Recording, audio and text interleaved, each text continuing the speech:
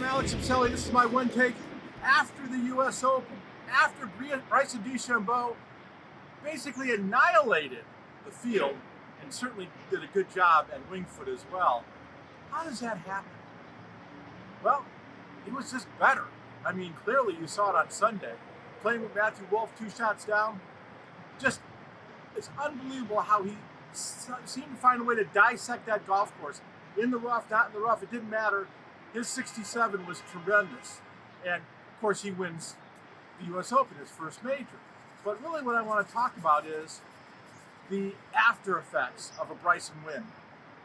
If you talk to Rory McIlroy, if you talk to Xander Schauffele, if you just could see it in the eyes of some of the other players, Bryson was clearly better than them, and the reason is because of his length. Now, they didn't talk a lot about his putting, which was tremendous, but they're concerned about his length.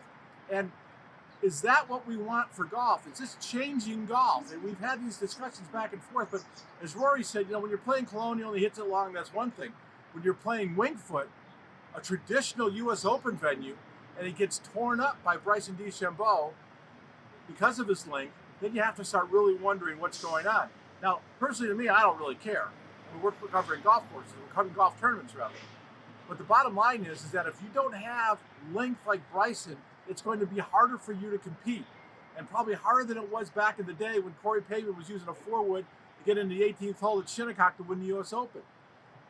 Will they rein the ball in? Will they do something with equipment? They may or they may not. But one thing I know for sure is a lot of players are thinking about how to get some length out of their game, because Bryson DeChambeau has shown you that length is the key to victory. I'm Alex Miceli.